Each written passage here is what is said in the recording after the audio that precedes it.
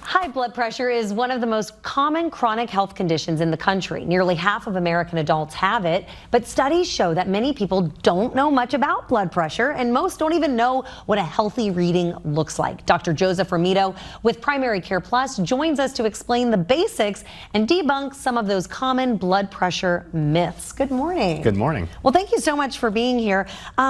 I guess the first question is, what is blood pressure? Because I've heard of the readings, they take it every time you go. But what is blood pressure? What are they measuring? So when we're measuring blood pressure, we're measuring the force of blood moving through the arteries. The arteries are the vessels that carry blood away from the heart.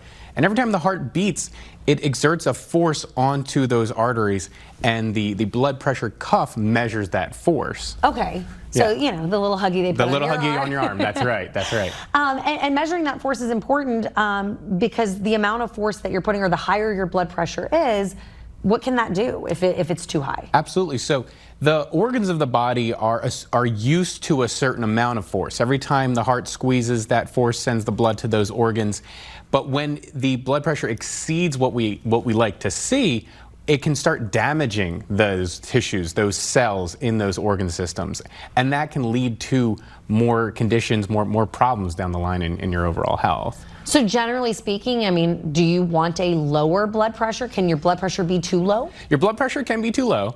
And that is something that we can see in very specific health conditions. Some people have a more naturally low blood pressure, and as long as they're not having any side effects, that can be okay for them. But we want to watch is a good number is less than 120 over 80. We get two numbers when we do the measurements. What do those two numbers represent? So the top number, what we call systolic blood pressure, that's when the heart's squeezing. That's when the pressure's at its highest. Okay. And then the bottom number is when the heart's relaxed. We call that the diastolic pressure. Okay. And we really do pay a lot more attention to that top number, because really high pressure over a long period of time can really kind of wreak havoc on your organs. But if that low number is high for too long, that means that even at rest, it's still putting a lot of pressure. Absolutely. In fact, if that low number, when we talk about numbers 120, 130, 140, if that bottom number was something close to 100, then we would be very concerned. Okay. So we actually have a smaller window of normal to abnormal with that bottom number.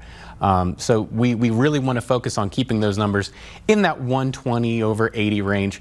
Really a goal of less than 130, we can call that healthy. When it starts, drifting above that, chronically, like all the time, every time you get it checked, it's above that, you really want to work with your doctor to come up with a way to drop it back down. And this is one of those numbers that, this is why you want to go to a primary care physician regularly. What is that, once a year? At least. At least once a year, to make sure you know what that number is, whether you're too high or too low, because it may not be something you can just feel or notice. That is a big thing. You generally cannot feel your blood pressure. Some people say, oh, my blood pressure is up, and they feel it.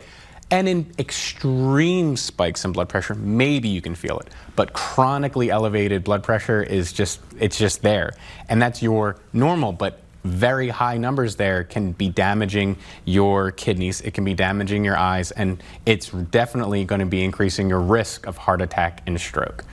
All right, so make sure you go see your primary care physician. Make sure that you know those numbers, right, Doctor? Absolutely, absolutely. All right. Thank you so much.